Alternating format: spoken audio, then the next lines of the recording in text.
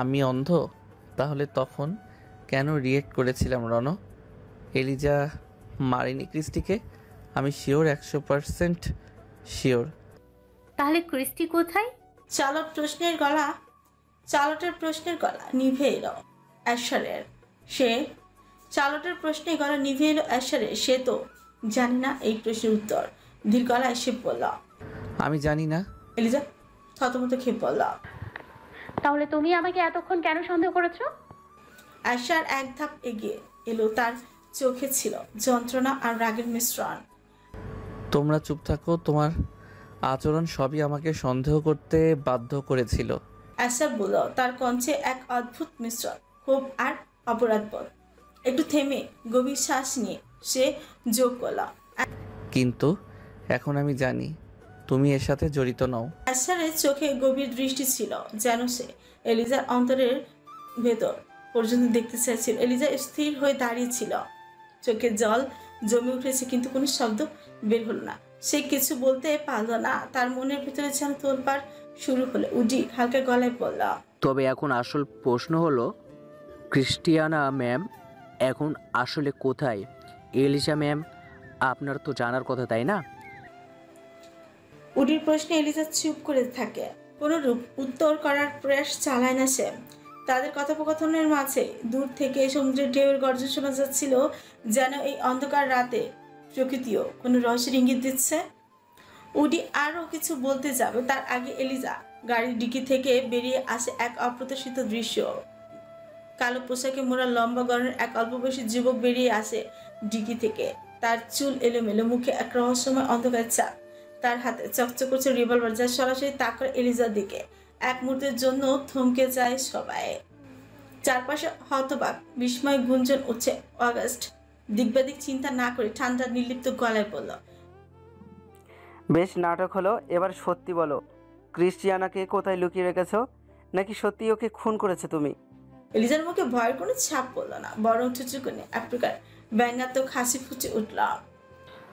কাম down August. আগে বলো, কাল থেকে তুমি কোথায় ছিলে অগাস্ট? এলিজার কণ্ঠে তীক্ষ্ণ ব্যঙ্গ ফুটে উঠল। অগাস্ট এক ধাপ এগিয়ে এলো, রিভলভার নিশানা আরো দৃঢ় করল।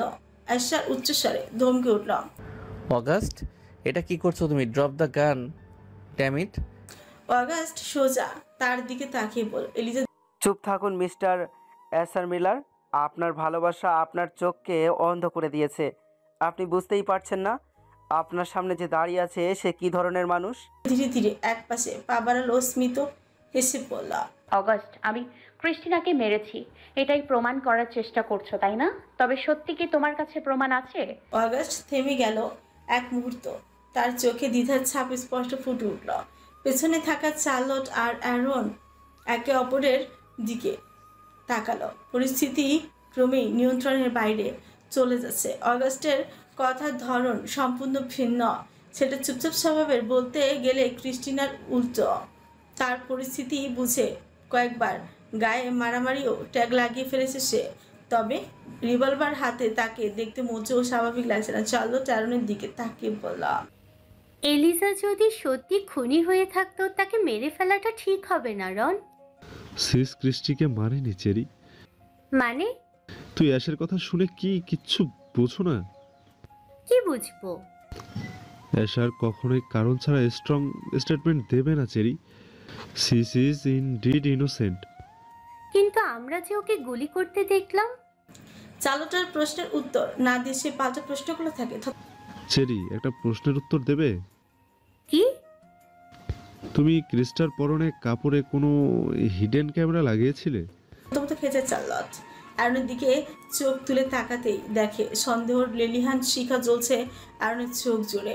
হঠাৎ কিছু একটা ভেবে সে অগাস্টকে বলল, অগাস্ট, এটা কোনো সমাধান নয়। যদি আমাদের মধ্যে কেউ সত্যি জানে ক্রিস্টিনার ব্যাপারে, তাহলে সেটা বের করার জন্য এভাবে রিভলভার উঠানো ঠিক নয়।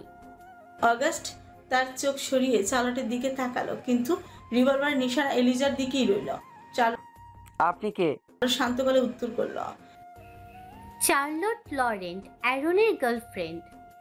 অগাস্ট আবারও উঠল, আপনি জানেন না চার্লট, আপনার কেউ জানেন না। এই মেয়েটা কতটা ভয়ঙ্কর হতে পারে আমি ওর ভিতরটা দেখেছি। এই যে মিস্টার মিলার, আপনি কি জানেন কাল রাতে আপনার ওয়াইফ অন্য একজনের সাথে রাত কাটিয়েছে? অ্যারন কিছুটা অবাক হয়ে প্রশ্ন করল। হোয়াট? অগাস্ট তিরস্কার করে হেসে বলল। এলিজা কি মিস এলিজাবেথ, বলুন সবাইকে। কিছু বলার আগেই আশার নির্লিপ্ত কণ্ঠে বলল। ইট ওয়াজ মি, ওটা আমি ছিলাম। আশারের কথা শেষ হতে চালর তার ছিল করে হেসে ফেললো, বাঁকা হেসে বলল। তাহলে এইভাবে আয়ত্তে নিয়েছে আপনাকে, বুঝলাম। এলিজা এবার তার রিভলভারটি ধীরে ধীরে নিচে নামিয়ে ফেলল, শান্ত অথচ তীক্ষ্ণ গলায় বলল। গুলি চালাও অগস্ট। যদি সত্যিই মনে করো আমি কৃষ্ণাকে খুন করেছি তাহলে আমাকে থামাও, কিন্তু একবার ভাবো তোমার সন্দেহ কি তোমার হাতকে নাড়াতে পারবে?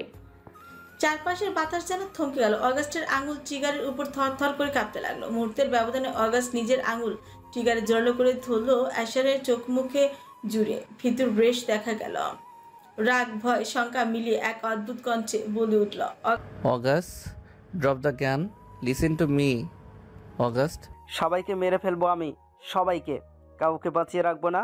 আপনারা সবাই মিলে আমাকে শেষ করে দিলেন। অগাস্ট, পাগলামি করো না। I lost my life and now I had a tip back. Peoples are not born villain. They are handmade as. I know August, but think about it. ক্রিস্টিনাকেও গুলি করলো, কিন্তু তার বডি শেক পর্যন্ত করলো না। এটা কি স্বাভাবিক বলো? Please calm down. অগাস্টের আঙুল ট্রিগারের উপর কাঁপতে থাকা অবিরাম। চারপাশের কোলাহল তার গলা চেপে ধরেছে, দিশেহারা হয়ে যাচ্ছে সে। তার দৃষ্টি অস্পষ্ট, মাথার ভিতরে ক্ষোভ আর দোলাচল যেন একসঙ্গে বিস্ফোরিত হচ্ছে। চারপাশের সবাই থমকে দাঁড়িয়ে নিঃশ্বাস বন্ধ করে পরিস্থিতি পর্যবেক্ষণ করছে। তারপর হঠাৎ গুলি চলার শব্দ ভেসে এলো। এক মুহূর্তের জন্য পুরো জায়গাটা স্তব্ধ হয়ে গেল। কেউ বুঝতে পারছে না কি হয়েছে। অগাস্ট থমকে দাঁড়িয়ে, সে নিজের হাতে এখনো রিভলভার ধরে আছে, কিন্তু তার চোখে শূন্য দৃষ্টি। তারপর চারপাশের হতবাক মুখগুলোর মাঝে যেন সময় থমকে গেছে। গুলির প্রতিধ্বনি যেন এখনো বাতাসে ঝুলে আছে, আর সবার মনে আতঙ্ক আর প্রশ্নের ছায়া। অ্যালাইড মেডিকেলসে অফিসিয়ালি জয়েন করেছে একজন নতুন ডক্টর। স্বভাবতই লোকটা কম কথা বলে, কেউ তার সাথে পরিচিত নয়।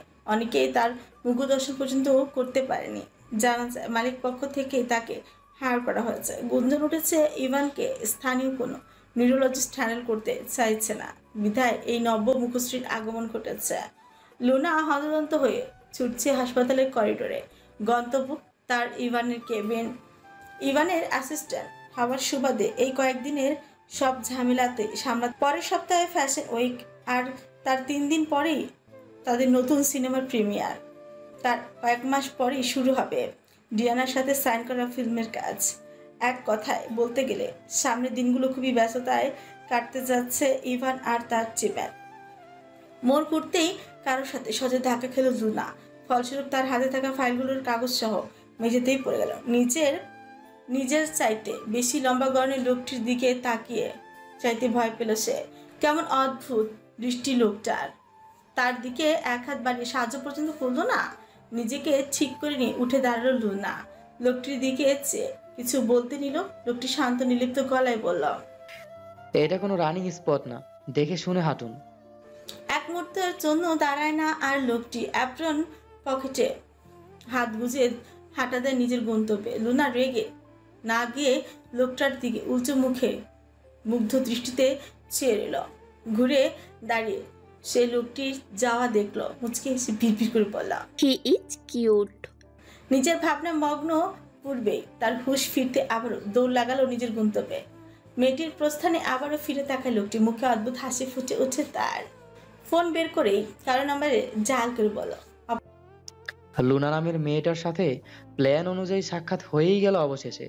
অপর পাশ থেকে জবাব এলো, মেয়েটার উপরে রিচার্জ করে যতটুকু জেনেছি তাতে এটুকু শিওর যে মেয়েটা কোল্ড টাইপ মানুষের উপর অ্যাট্রাকশন ফিল করে।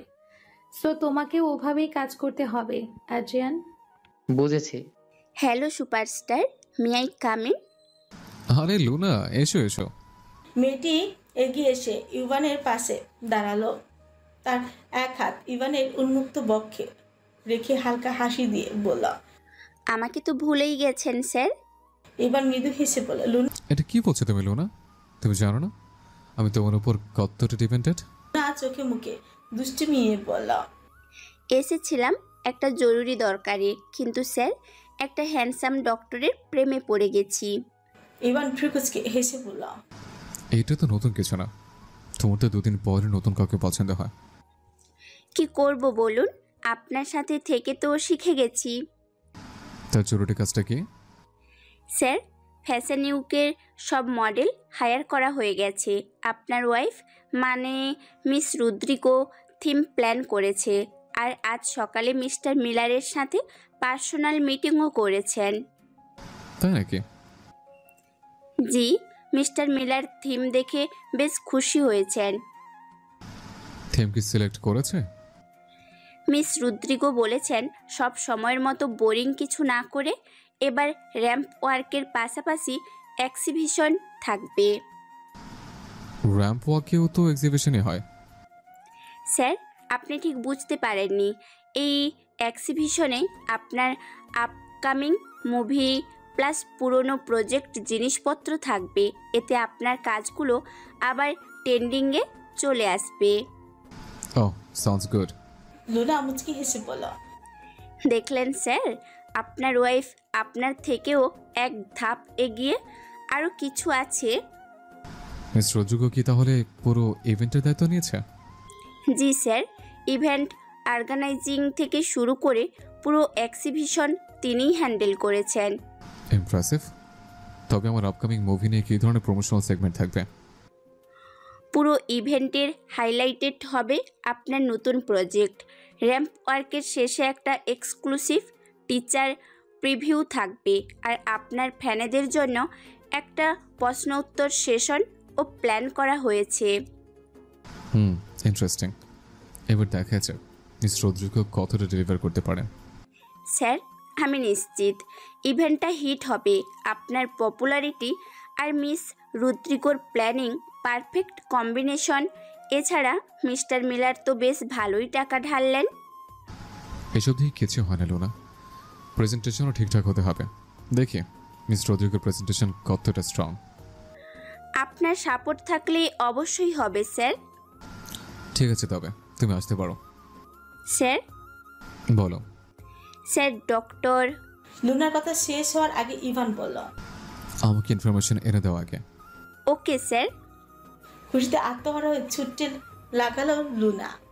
পরনে কালো ট্যাঙ্কটপ, গাঢ় সবুজ ক্যামো প্যান্ট, কোমরে সোনালি রঙের বেল্ট ঝুলছে, মাথায় সানগ্লাস, চোখগুলো এলোমেলো হয়ে আছে রেচালের। খেলার মাঠে মাঝখানে দাঁড়িয়ে আছে সে, পাশে একজন তার মাথার উপর ছাতা ধরে দাঁড়িয়ে আছে।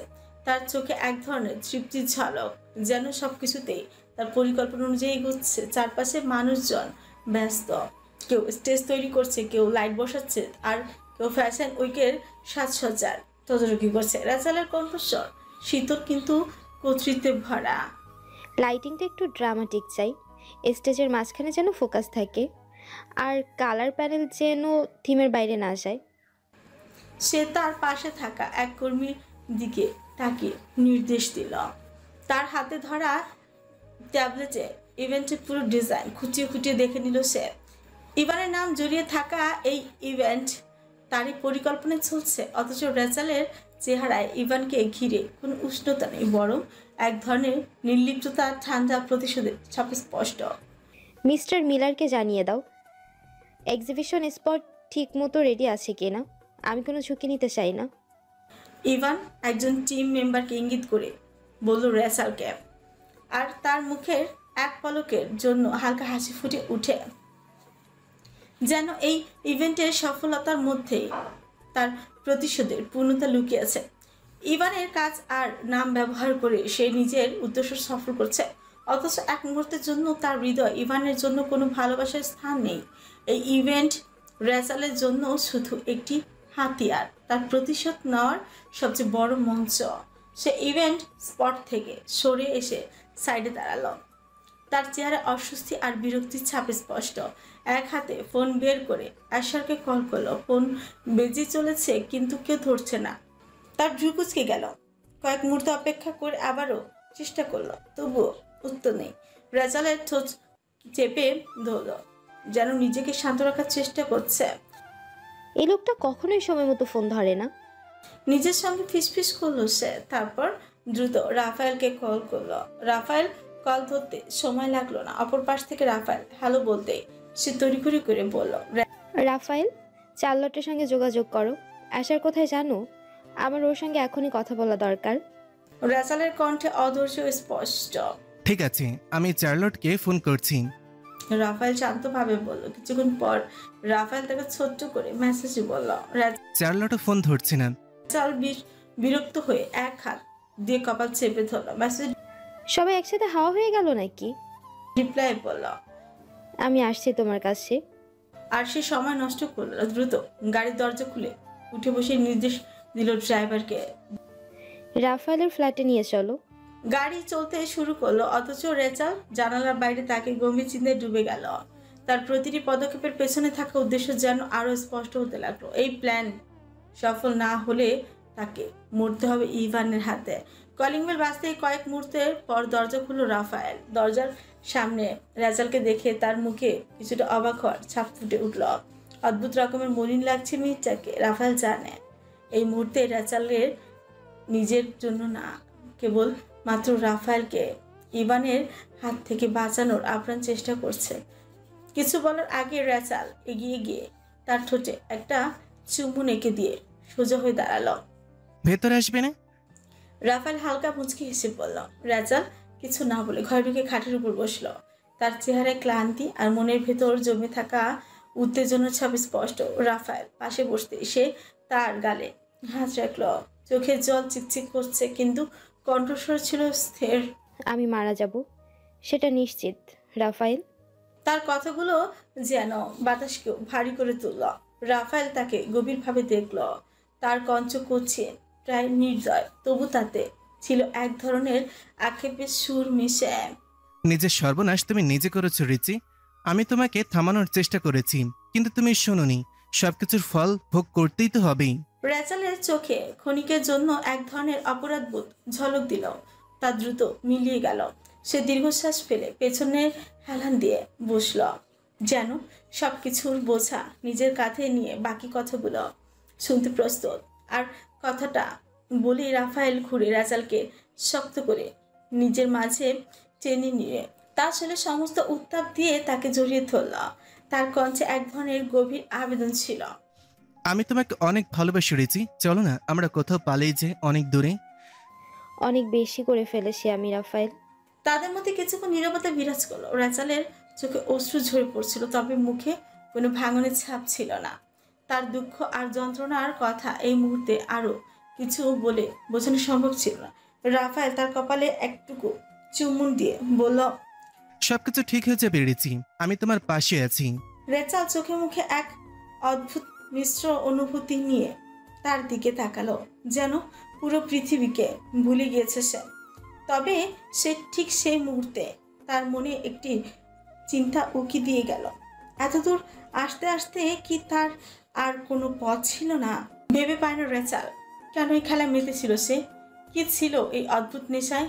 তার চিন্তায় মাঝে তার পিঠে খামচে ধরল রাফায়েল। উদ্দেশ্য অন্তহীন ভালোবাসায় ডুব দেয়া। আশার হাসপাতালে করিডোরে বসে আছে, চোখে গভীর চিন্তার ছাপ। তার পাশে অগাস্ট মাথা নিচু করে বসে আছে, যেন নিজের অপরাধ বোধে পড়ছে। করিডোরের আলো ম্লান, শুধু দেয়ালের পাশে রাখা লাইটগুলো জ্বলছে, যা পুরো পরিস্থিতিটাকে আরো চাপা ও থমথমে করে তুলেছে। তার চেহারা শীতল, কিন্তু ভেতরে একটা অগ্নুপাত থেমে আছে।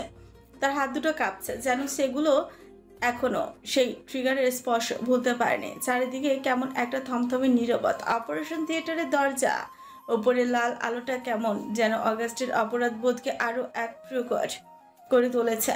অগাস্টের করে গুলিটা উডির গায়ে লেগেছে। এলিসাকে গুলির থেকে বাঁচাতে গিয়ে উডি নিজের শরীর সামনে নিয়ে আসে। অগাস্টের অপরিপক্ক হাতে ছোড়া গুলিটা সঠিক জায়গায় না লাগলেও উডির স্থান পরিবর্তনের কারণে সেটা পেটের বাম পাশে গিয়েই লেগেছে। রক্তক্ষরণের কারণে তার অবস্থাও গুরুতর। আর এখন অপারেশন থিয়েটারে ডক্টররা জীবন বাঁচানোর চেষ্টাই করছে। অগাস্টের শ্বাস ভারী, মুখে অপরাধের ছাপ স্পষ্ট। সে চুপচাপ বসে থাকলো, মাঝে মাঝে অ্যাশারের দিকে তাকাচ্ছে, যেন ক্ষমা চাওয়ার ইঙ্গিত দিতে চায়। তবে অ্যাশারের কোনো প্রতিক্রিয়া দেখা যাচ্ছে না। তার চোখে একটা ভিন্ন তীক্ষ্ণতা, যেন সে অগাস্টের অপরাধ বা উডির আঘাতের বাইরেও অনেক কিছু ভাবছে। অপারেশন থিয়েটারের দরজার উপরে লাল আলো জ্বলছে। সেই আলোতে এলিজার শীর্ণ মুখ মনে পড়ে অ্যাশারের। তার এই বিপদে পড়ার পেছনে কি আসলে অগাস্টের হাত ছিল, নাকি পুরো ঘটনাটা অন্য কারো চক্রান্ত? এই প্রশ্নগুলো অ্যাশারের মনে ভিড় করেছে। হঠাৎ অগাস্ট মুখ খুললো, ভাঙা গলায় বলল, আমি ওরকম কিছু করতে চাইনি, আমি শুধু ক্রিস্টিকে বাঁচানোর চেষ্টা করেছিলাম। অ্যাশার তার দিকে তাকালো, চোখে কোনো আবেগ নেই, কেবল এক ধরনের শীতল দৃঢ়তা। এখন কথা বলার সময় না, আগে ওডি বাঁচুক, তারপর আমরা কথা বলবো। কিন্তু এলিজা ক্রিস্টিকে কোথায় লুকিয়ে রেখে? Shut up August. গর্জন করে উঠল অ্যাশার। অ্যাশারের উচ্চ হুঙ্কার কেঁপে উঠল সে। এতটুকুতে ক্ষান্ত হলো না অ্যাশার, ধমকে উঠে বলল, ক্রিস্টি বেঁচে আছে, খুব ভালোভাবেই বেঁচে আছে। তোমার একটা ভুলের জন্য আমি আমার ভালোবাসা হারাতে পারতাম অগাস্ট। যে কোনো কিছু করার আগে দুবার ভেবে নিতে হয়। আর আমার পায়রাকে তুমি আমার রিভলভার দিয়েই মেরে দিতে চেয়েছো। তিরস্কারের হাসি ফুটে উঠল অ্যাশারের চোখে মুখে। তার এরূপ ব্যবহারে চার্লট মুখ খুলল, কিছুটা ব্যঙ্গাত্মক হেসেই বলল, বাহ বাহ, আপনার ভালোবাসার মানুষ বলে সে নির্দোষ। চার্লটের কথা শেষ হতেই অ্যাশার বেঞ্চ থেকে উঠে তেড়ে গেল তার দিকে। গলা চেপে ধরে চোখ রাঙাল সে। এক অদ্ভুত ধারালো কঞ্চি বলল, আমার বোনের গায়ে থাকা ড্রেসে হিডেন ক্যামেরা কেন এলো চার্লট? তুমি আগে থেকেই জানতে, তাই না? চার্লট অ্যারোর দিকে তাকাতে সে অন্যদিকে তাকালো। অ্যাশার হাত ঝাড়া দিয়ে সে সরিয়ে ফেলল, ক্ষিপ্র গলায় বলল, ইউ অ্যাসোল, আমি আগে থেকে জানতাম না, অনুমান করেছিলাম। এমনকি ক্রিস্টিকে বাঁচানোর জন্য সেখানে যাচ্ছিলাম। সবকিছু পণ্ড করে দিয়েছে তোমার ওই so called Elisa. Respect her or I will kill you. যতক্ষণ না আমি ক্রিস্টিকে দেখছি ততক্ষণ আমি এলিসাকে দোষারোপ করব ডিয়ার। বাঁকা হাসে চার্লট। তার কথা শেষ হতেই অ্যারন তাচ্ছিল্য করে বলে, মায়ের চেয়ে মাসির দরদ বেশি লুল। তুমি এত বড় পোল্টিবাজ কেন রন? রেগে যায় চার্লট। তাকে রাখতে দেখে তার কোমর পেঁচিয়ে ধরে অ্যারন, কাছে টেনে আলতো করে ঠোঁটে চুমু খেয়ে বলে, she is fine I guess. না হলে অ্যাশ এত কনফিডেন্ট হতো না। I know my brother very well. আমি ওকে বিশ্বাস করি জেরি। আমি যতটা না ক্রিস্টিকে ভালোবাসি, অ্যাশ তার চেয়ে দ্বিগুণ বেশি ভালোবাসে ওকে। কাম ডাউন। শান্ত হয়ে যায় চার্লট। অ্যাশার কিছুটা বিরক্ত হয়, চার্লটকে জিজ্ঞেস করে, মিস লরেন্ট, প্রশ্নের উত্তর? অন্যদিকে গিয়ে কথা বলি। চার্লটের চোখের ইশারায় অ্যাশার বোঝালো যে চার্লট অগাস্টের সামনে কথা বলতে চাইছে না। সম্মতির সূচক মাথা নেড়ে সে করিডোরের কোণার দিকে গিয়ে দাঁড়ায়। চার্লট প্রায় মিনিট দুয়েক চুপ করেই থাকে, নিজেকে সম্পূর্ণ শান্ত করে বলতে শুরু করে, আমার কাজিন রাফায়েল লরেন্টের সাথে ইভানের বর্তমান স্ত্রী রেচাল রদ্রিগো লিয়ামের বিবাহ বহির্ভূত সম্পর্ক আছে। 5 বছর আগে রেচালের সাথে রাফায়েলের পরিচয় হয়েছিল। সেই সম্পর্ক কবে প্রণয়ের রূপ নিয়েছে তা আমার জানা নেই, তবে ইভানের সাথে বিয়ে ভেঙে রেচাল পালিয়ে গিয়েছিল রাফায়েলের কাছেই। মানে 2 কিংবা 3 বছর আগে রেচাল বিয়ের দিন পালিয়েছিল। Am I right? পালিয়ে আমার চাচাতো ভাইয়ের কাছে গিয়েছিল। দুজনে একসাথে লিভ ইন করেছে, পড়াশোনা শেষ করেছে। কিন্তু হঠাৎ করে একদিন রেচালকে লাগেজ গোছাতে দেখে রাফায়েল অবাক হয়েছিল। কারণ জানতে চাইলে রেচাল বলেছিল তার ফ্যামিলি প্রবলেমের কারণে তাকে লস এঞ্জেলসে ফিরতে হবে। কিন্তু এখানে ফিরে এসে রেচাল রাফায়েলকে জানিয়েছিল যে ইভান ওকে জোর করে বিয়ে করে নিয়েছে, যেটা আমার মনে হয় মিথ্যা। মিথ্যাই হবে, কেননা রেচাল পালিয়ে যাওয়ার পর ইভান ওকে তেমন একটা খোঁজেনি। আজকে বিয়ে করে সংসার করছিল, আর মেয়েবাজি তো ওর প্যাশন। রেচাল ফিরে আসার 17 দিন পর মেবি সিস আর ইভানের ডিভোর্স হয়েছিল।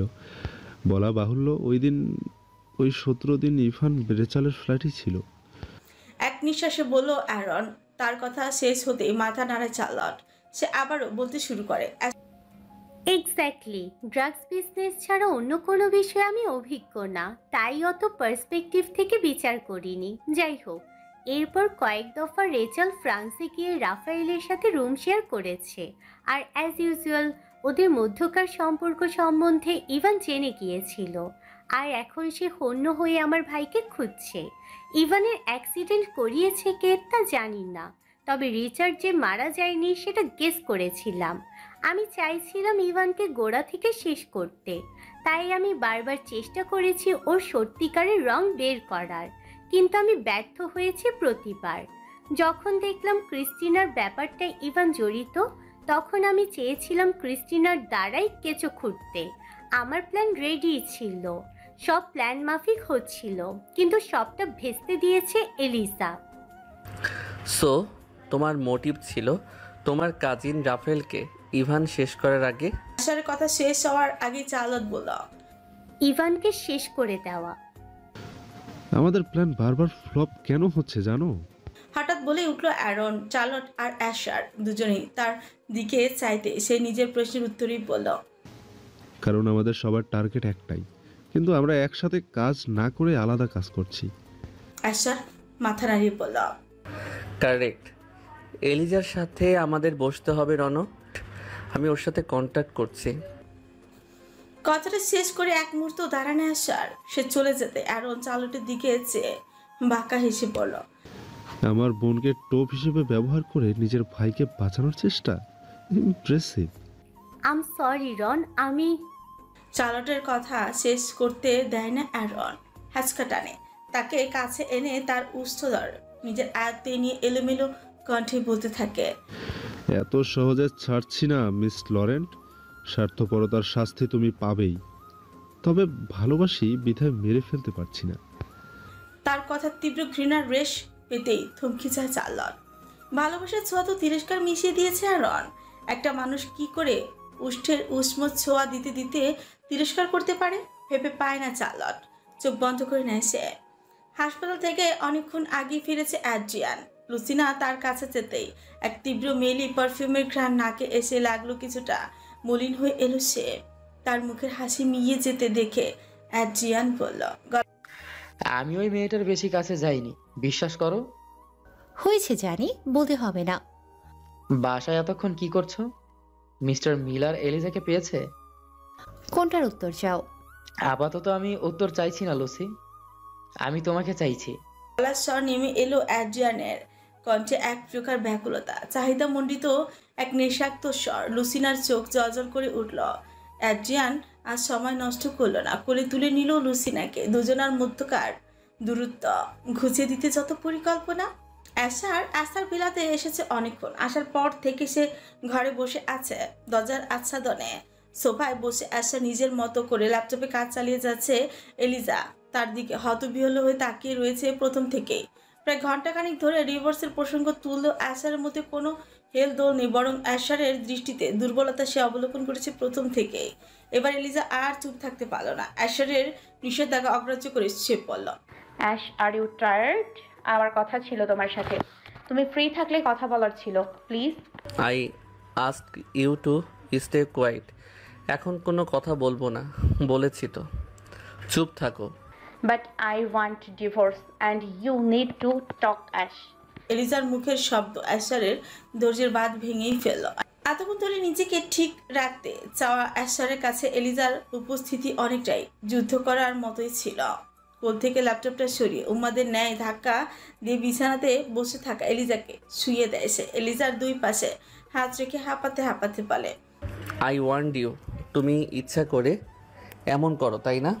এলিজা বুঝে গেল অ্যাশার তাকে ঠিক কি বোঝাতে চেয়েছে, যার পরিপ্রেক্ষিতে নিজেই লজ্জায় পড়ে গেল। অ্যাশার এলিজার চোয়াল চেপে ধরে নেশালো কণ্ঠে বলে উঠছে, তুমি জানো it's hard for me to control myself in front of you. Still you. কথা শেষ করতে পারে না অ্যাশার, তার দম বেরিয়ে যাচ্ছে প্রায়। নাজেহাল অবস্থা কিছুটা নিঃশ্বাস নিয়ে নিজেকে শান্ত করে নিল। অতঃপর সে আবারও বলে উঠল, তুমি আমাকে উস্কেছ, এর দায়ভারও তোমাকেই নিতে হবে। কথার মাঝে এলিজার কাঁধের দিকে হাত বাড়ায় সে, জামার ফিতায় হাত রেখে মুচকি হাসে এলিজার উদ্দেশ্যে। সন্তর্পণে নিজের অধিকার বোধ খাটিয়ে অনাবৃত করে এলিজারের কোমল কায়া।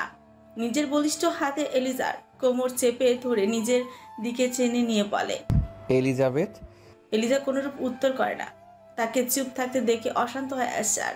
হাতের বাঁধন আরো শক্ত করে এলিজার কোমরে কম্পিত গলায় বলে, এলিজা প্লিজ কথা বলো, I want to hear you. হাসপাস করতে থাকা এলিজার মুখে শব্দ চয়ন করা দুষ্কর হয়ে পড়েছে, তাও আলতো স্বরে সে উত্তর করে, I want an answer, I want an answer. কম্পনরত গলায় আদেশের সুরে বলল অ্যাশার। কি? কিছুটা থেমে গভীর এক শ্বাস নিয়ে বলে সে, do you love me Elizabeth?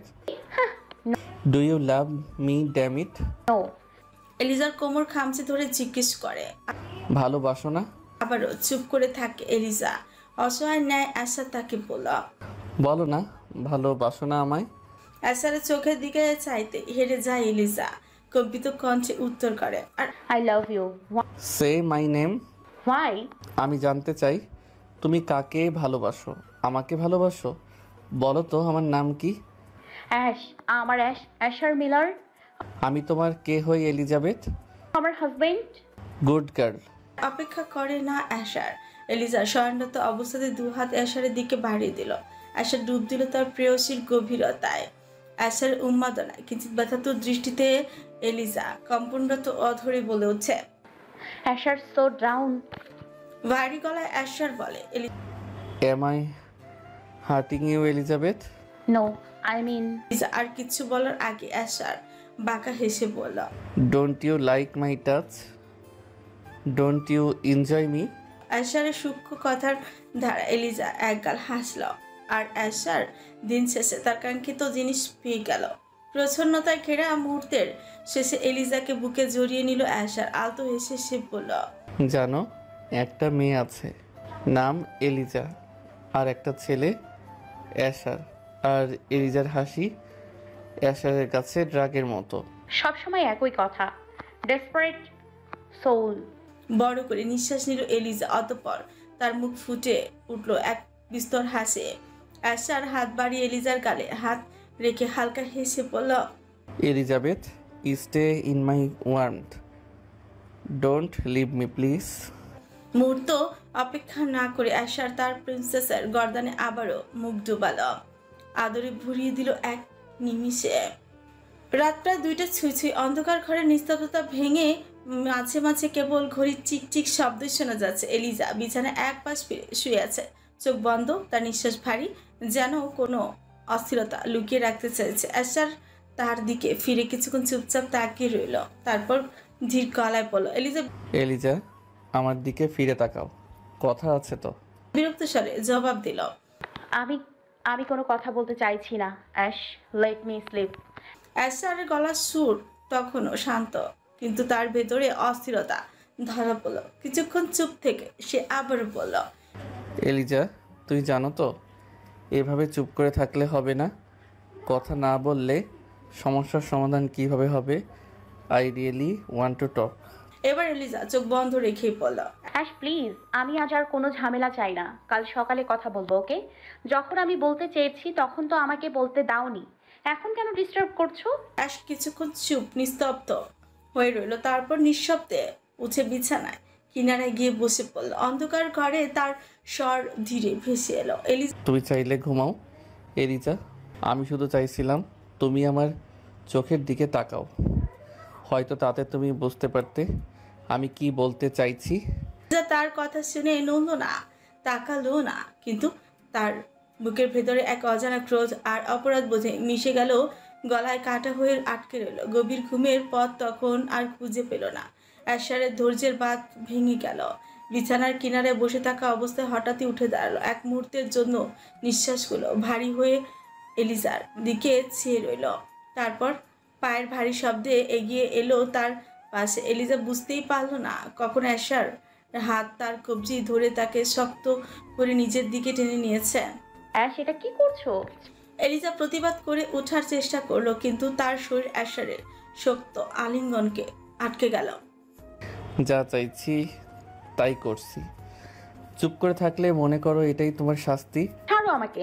অ্যাশারের গলা গভীর, দৃঢ় এবং ঠান্ডা। এলিজা ছটফট করলো, কিন্তু অ্যাশারের হাতের চাপ এতটা দৃঢ় ছিল যে তার মুক্ত হওয়ার চেষ্টাগুলো বৃথাই গেল। অ্যাশারের মুখ ঠিক তার সামনে, তার চোয়াল শক্ত, চোখের দৃষ্টি তীক্ষ্ণ। তুমি যতবার পালানোর চেষ্টা করবে আমি ততবার তোমাকে ধরে রাখবো। অ্যাশ। এলিজার কণ্ঠে রাগ আর অবাক ভাব একসঙ্গে মিশে গেল। অ্যাশারের ঠোঁটের কোণে এক তীর্যক হাসি ফুটে ওঠে। তুমি জানো আমি তোমাকে নিয়ে যতটা কঠোর হতে পারি ততটাই পারি নিজের মতো করে তোমাকে ধরে রাখতে, তাই চুপ করে থাকো। এলিজা থেমে গেল, তার চোখে বিরক্ত স্পষ্ট, কিন্তু অ্যাশারের মুখে এলিজা থেমে গেল, তার চোখে বিরক্তি স্পষ্ট, কিন্তু অ্যাশারের মুঠো আর তার দৃষ্টি বলছিল এখান থেকে বেরোনোর আর কোনো উপায় নেই। প্রতিবার তাকে নিজের জালে আষ্টে পৃষ্ঠে জড়িয়ে নেয় অ্যাশার।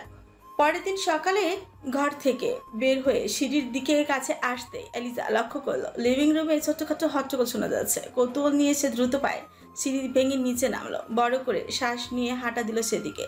লিভিং রুমের সোফায় বসে আছে অ্যাশারের বাবা মা, অ্যাডেনের বাবা মা এবং স্যালানের বাবা মা।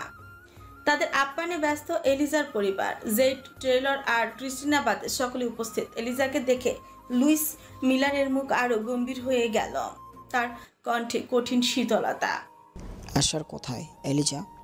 লুইস প্রশ্নের সাথে সাথে সবার দৃষ্টি গিয়ে পড়ল এলিজার দিকে। সে কিছু বলার আগে হঠাৎ উইলিয়াম তড়িঘড়ি করে তার সামনে এসে দাঁড়ালো, সঙ্গে সঙ্গে জিয়ানাকে চোখের ইশারায় কাছে আসতে বলল। এদিকে এসো এলিজা।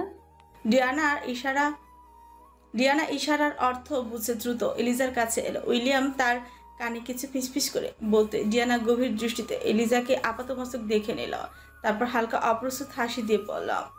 কিছু না বুঝে এলিজা ডিয়ানার সঙ্গে বাইরে এলো।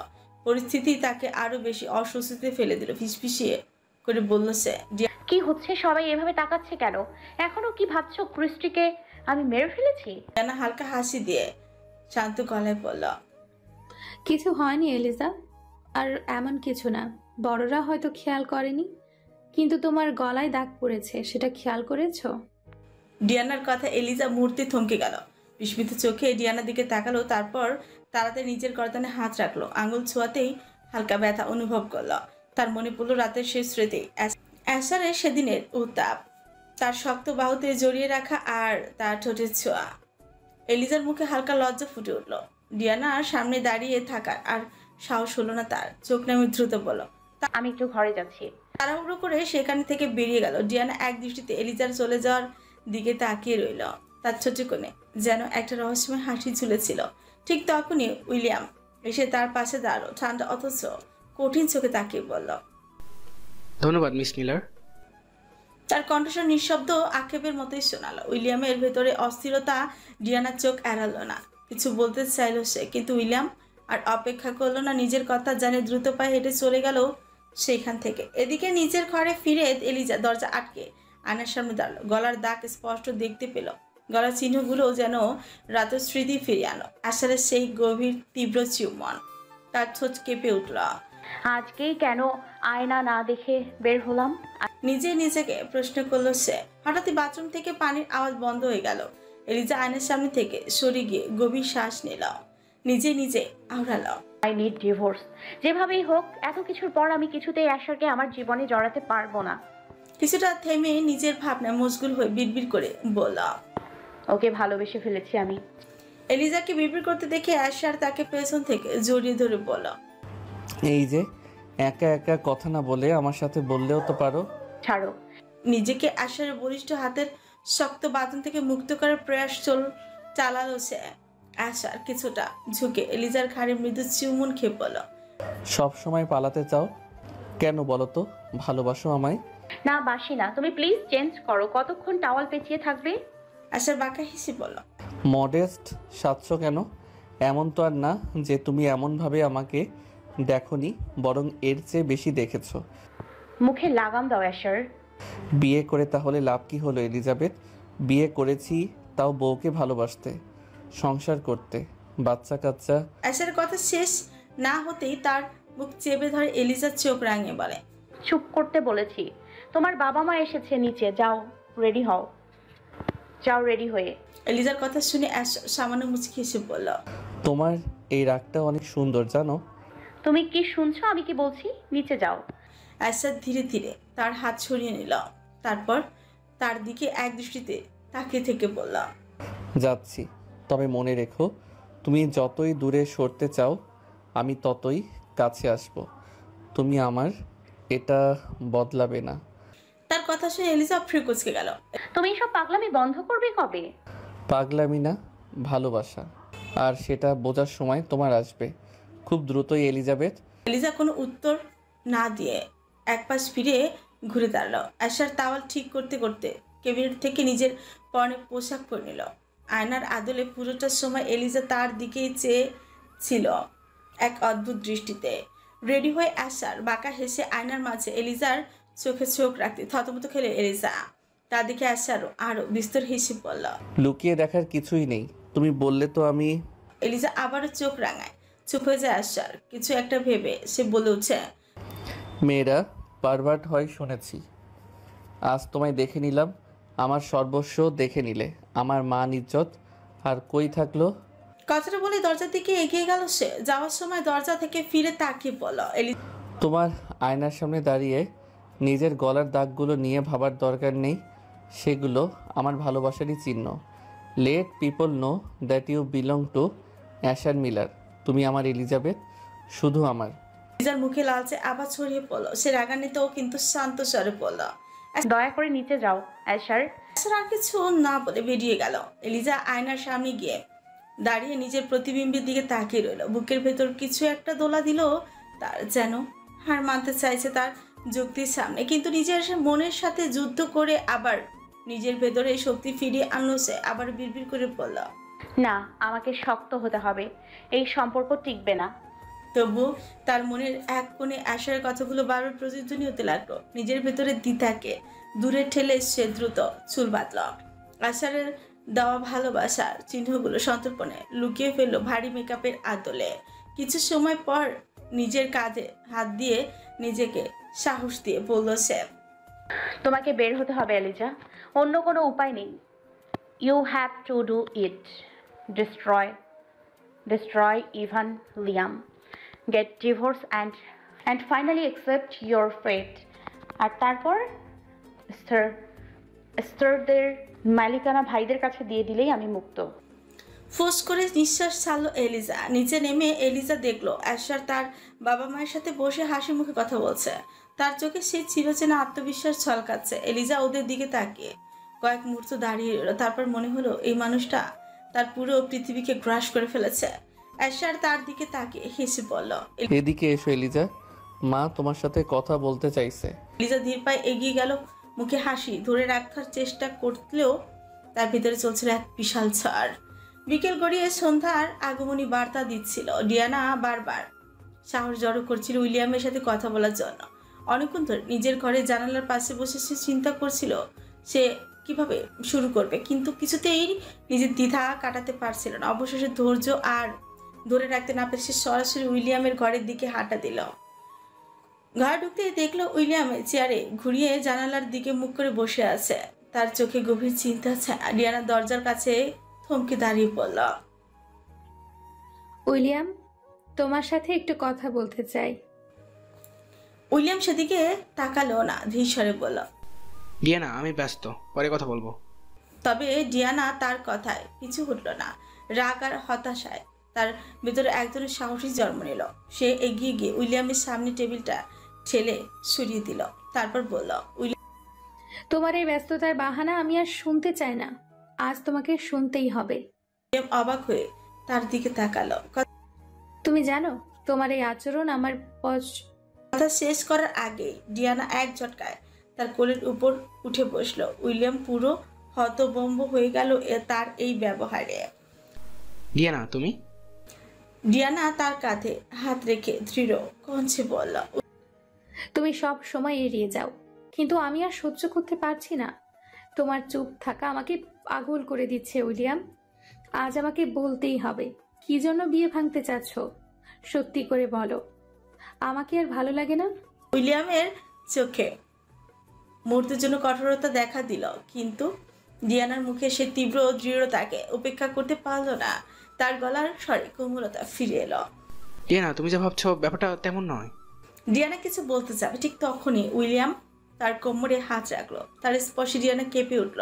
দুজনের মধ্যে থাকা এক অতিরঞ্জিত অনুভূতি যেন ঘরের বাতাসকেও ভারী করে তুলল। ডিয়ানা ধীরে ধীরে বলল, তাহলে আমাকে বোঝা উইলিয়াম, তুমি এভাবে সবসময় দূরে সরিয়ে দিবে এটা ঠিক নয়। উইলিয়াম তার হাত আরো শক্ত করে ধরে বলল, তুমি জানো না ডিয়ানা, আমি তোমার কাছ থেকে দূরে থাকতে চেয়েও পারি না, কিন্তু এলিজার থেকে এই দুনিয়াতে কিছু ইম্পর্টেন্ট না ডিয়ানা, এমনকি আমি নিজেও না। ডিয়ানা তার চোখে গভীর দৃষ্টিতে তাকিয়ে রইল।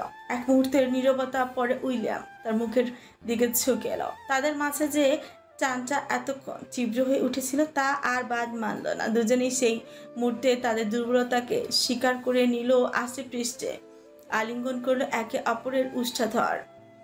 তুই আসার না রণ, এলিজাকে বুঝতে হলে আগে আসার হতে হবে। কিন্তু সিস এমন হঠাৎ করে ডিভোর্সের জন্য মরিয়া হয়ে উঠছে কেন? বুঝতে পারছিস না? অ্যাশারের প্রশ্নে মাথা নাড়িয়ে নাবোধক উত্তর করে অ্যারন। অ্যাশার আলতো হেসে বলে, এলিজা দুটো খুন করেছে রণ, তাও এই প্রথম। ওর ভয় আমার রেপুটেশন, আমার লাইফ নিয়ে। ওয়েট, ও এটা নিয়ে ভয় পাচ্ছে আমরা থাকতে? অ্যারনকে কথা শেষ করতে না দিয়ে অ্যাশার বলেছে, আমার ভয় হচ্ছে অন্য কিছুতে। তোর আবার কিসের ভয়? দৃষ্টিতে তাকায় অ্যারন, কিঞ্চিত থেমে বাঁকা হেসে বলে, আমি তো ভেবেছিলাম আমার ভাই ইনোসেন্ট, এখন তো জানি তুই কি। এলিজা সব কিছুর পর আত্মসমর্পণ না করলেই হয় রণ। এটা নিয়ে আমারও ভয়। সিস এভাবে জড়িয়েছে প্রথমবার, ওর মাঝে একটা ভয় তো আছেই, কিন্তু সিসের এই আচরণ কি কেবলমাত্র অপরাধবোধ থাকে নাকি আরো কিছু আছে? অ্যারনের গলায় উদ্বেগ দেখা যায়, কপাল কুঁচকে যায় তার। অ্যারন একটু থেমে, চোখে এক অদ্ভুত ভাব। আমি জানি সিস কতটা স্ট্রং, কিন্তু ও যদি একবার মনে করে ওর ভুল শুধরানোর একমাত্র উপায় নিজেকে শেষ করে দেওয়া। কথা অ্যাশার কিঞ্চিত ধাক্কা খায়। তুই বলতে চাস ও আত্মসমর্পণ না করে অন্য কিছু করলে? অ্যারনের গলা ঠান্ডা, কিন্তু তার ভেতরের অস্থিরতা টের পাওয়া যায়। অ্যারন এবার হাসে না, চুপ করেই থাকে তাকিয়ে অ্যাশারের দিকে। মাথার ভেতরও যেন আশঙ্কার ঝড় বয়ে যায়। ডিয়ানা জানালার পাশে দাঁড়িয়ে রাতের আকাশের দিকে তাকিয়েছিল। রাতের আলো জানালা গলে তার ত্বকে পড়ে এক ধরনের মায়াবী আভা তৈরি করেছিল, কিন্তু তার ভেতরটা শান্ত ছিল না। অস্থিরতা একদম মনের গভীরে গিয়ে আঘাত করেছিল। উইলিয়াম পাশের বিছানায় বসেছিল চুপচাপ, তার চোখে এক ধরনের অপরাধ বোধ খেলাই করছিল, কিন্তু সে কিছু বলছিল না। ডিয়ানা আস্তে করে বলল, আমি এমনটা চাইনি উইলিয়াম।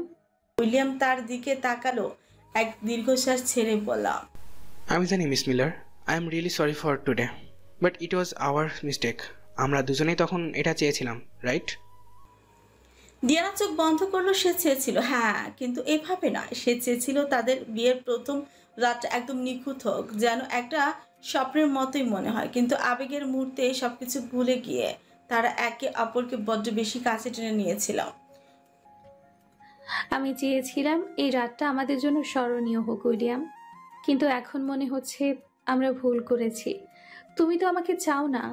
উইলিয়াম ধীরে ধীরে উঠে এসে তার সামনে দাঁড়ালো, তার আঙুল ডিয়ানার কাঁধে আলতো ভাবে রাখলো। ডিয়ানা চুপ করে থাকলো। সে জানত উইলিয়াম ঠিকই তার কাছে উঠে আসবে, কিন্তু তার মনে হচ্ছিল যেন সে নিজেকে হারিয়ে ফেলেছে। ডিয়ানা নিজের আঙুলগুলো মুঠো করে ধরলো, যেন নিজের আবেগ সামলানোর চেষ্টা করছে সে।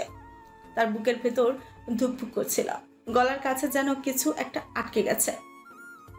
উইলিয়াম, তুমি কি এটা সত্যি মনে করো যে আমাদের মধ্যে যা হলো তার কোনো মানে নেই?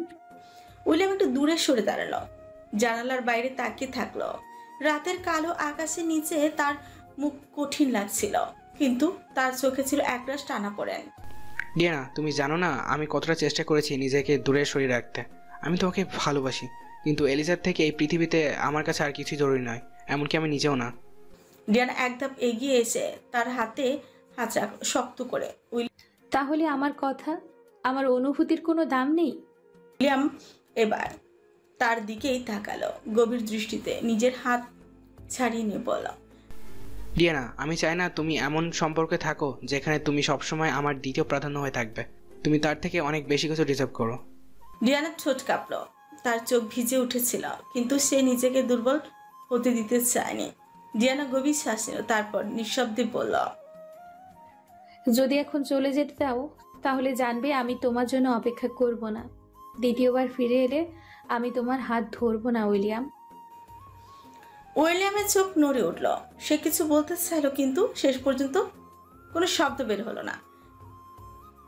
ডিয়ানা আর কিছু বলল না। সে ধীর পায়ে দরজার দিকে এগিয়ে গেল। উইলিয়াম দাঁড়িয়ে রইল, একটুও নড়ল না, কিন্তু তার ভেতরও তোলপাড় চলছিল। সে জানতো একবার যদি ডিয়ানা চলে যায় সে সত্যি আর ফিরে তাকাবে না।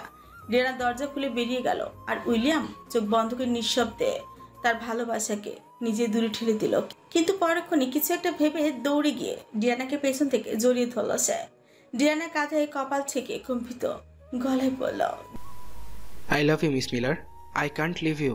ডিয়ানা ঘুরে তার দিকে তাকালো, গাল ছুঁয়ে মৃদুস্বরে বলল, আমি চাই না তুমি এটা নিয়ে অনুতপ্ত হও।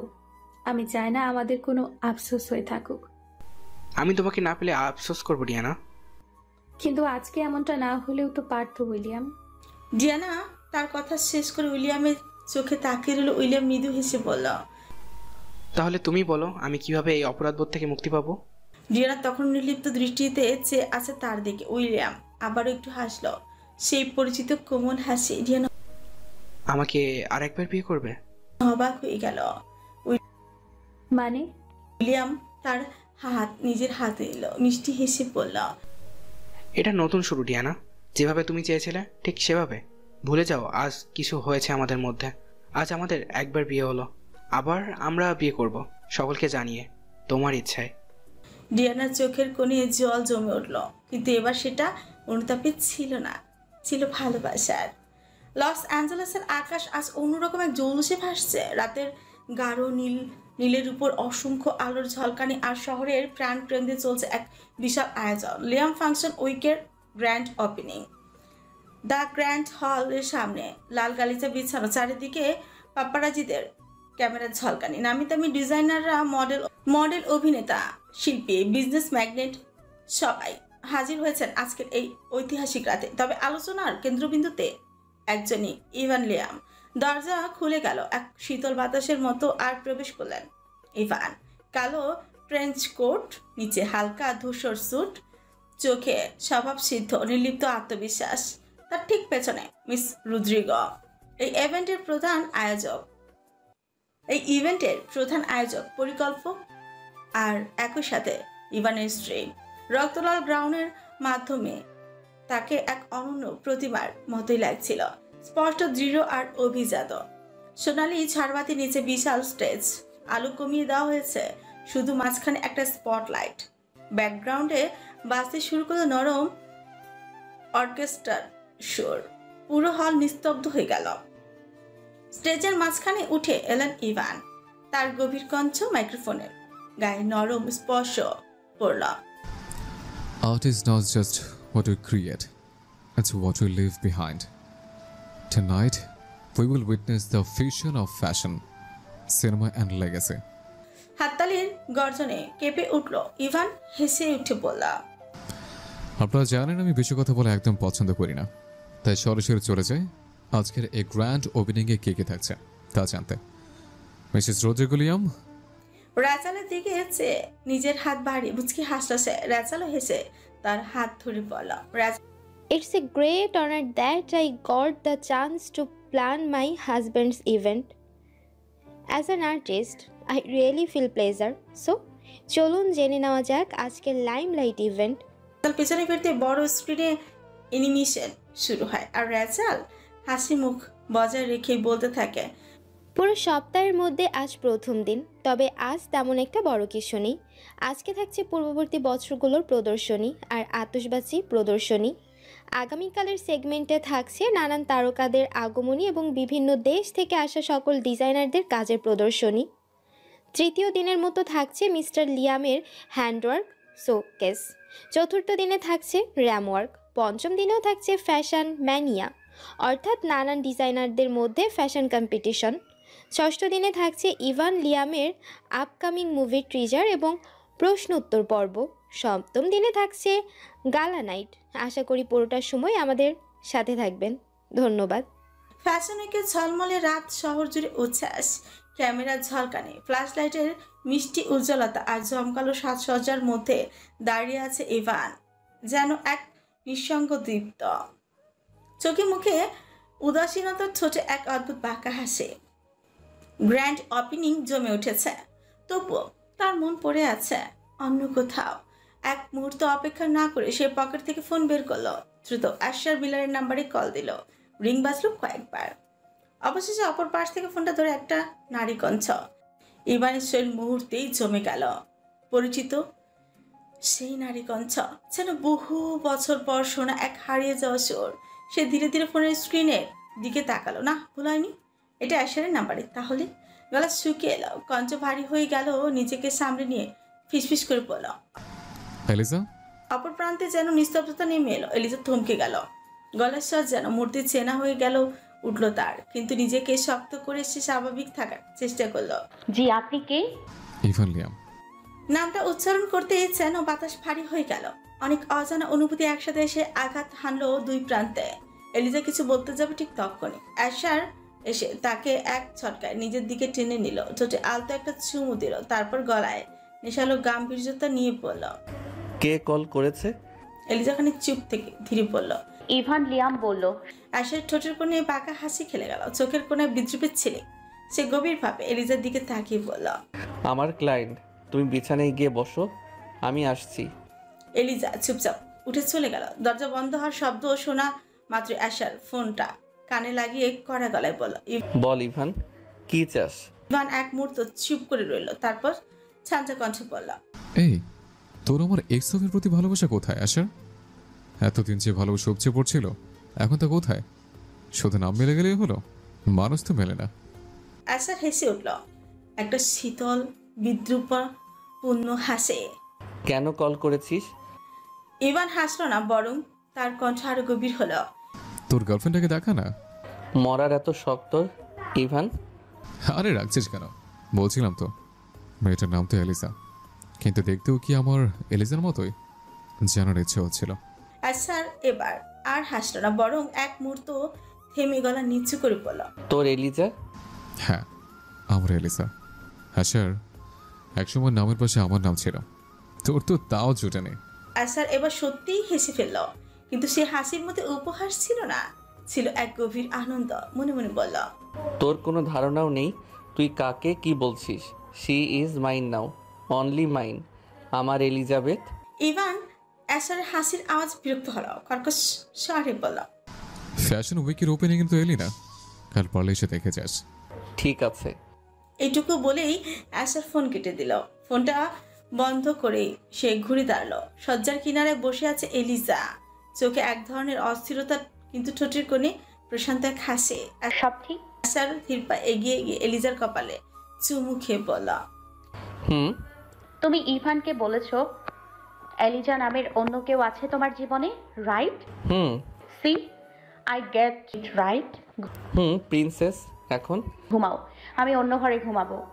চর খেতে কেমন তা জানো প্রিন্সেস? আশারের মুচকি হাসির মাঝে একরাশ বিদ্রুপ বিদ্যমান। এলিজা মাথা নাড়িয়ে তার পাশে এসে বসতে সে হঠাৎই প্রশ্ন করল, ক্রিস্টি কোথায় এলিজা? প্লিজ বলো। সময় হলেই জানতে পারবে। বিয়ের প্রস্তুতি নিতে হবে আমাদের, কিন্তু অনেক দায়িত্ব। কথা কেন ঘোরাচ্ছ এলিজাবেথ?